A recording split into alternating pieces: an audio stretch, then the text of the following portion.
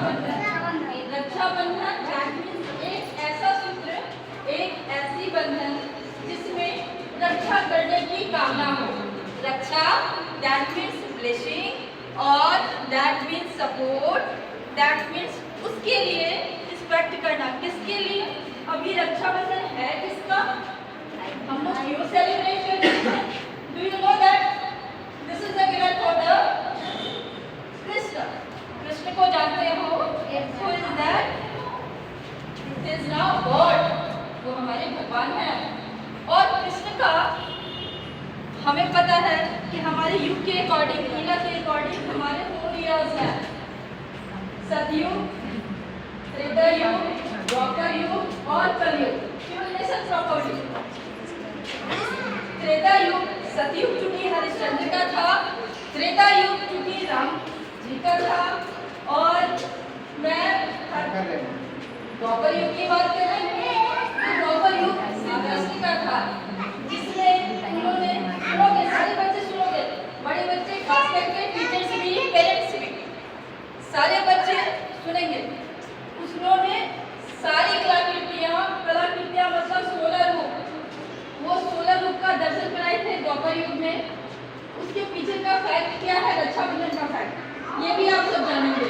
कुछ लोग हो सकता है आज कुछ पेरेंट्स नहीं जानते हो, टीचर्स भी ना जानते हो कि हम लोग रक्षाबंधन सेलिब्रेट करते हैं, ये भाई बहन का है और ऐसा हम लोग मनाते हैं।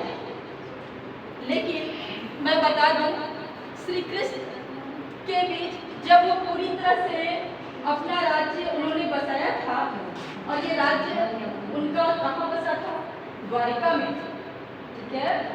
तो मथुरा के बाद जब वो द्वारिका आए तो द्रौपदी, मैं पूरी कहानी नहीं बता पाऊंगी, मैं छोटी सी स्टोरी बताती हूँ। 5 पांडव की पत्नी द्रौपदी, द्रौपदी चूंकि वो 5 पांडव की पत्नी रह चुकी हैं, महाभारत शायद आपने देखा होगा।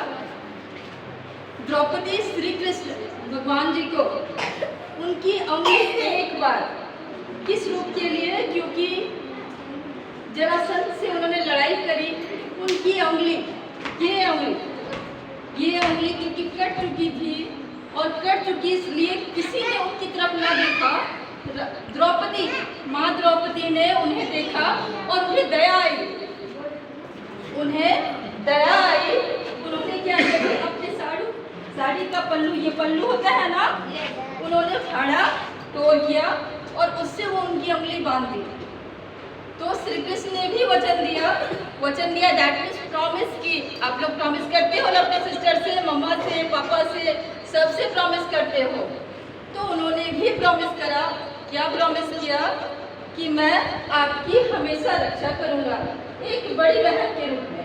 ओके, उन्होंने भी ऐसा किया।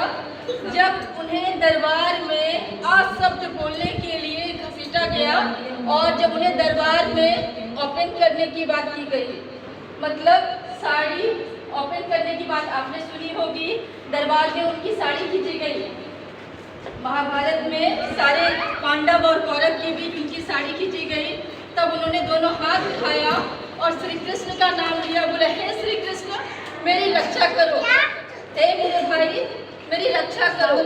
तब उन्होंने अपनी साड़ी उनके सामने थमा दी, और यहीं से हमारा रक्षाबंधन के रूप में ये चलता आया है। आज हम लोग उसे, अपने भाई बहन को हम लोग सेलिब्रेट करते हैं। ऐसा कोई मतलब नहीं है कि हम किसी मजहब से, धर्म से या किसी चीज़ से बिलोंग करें।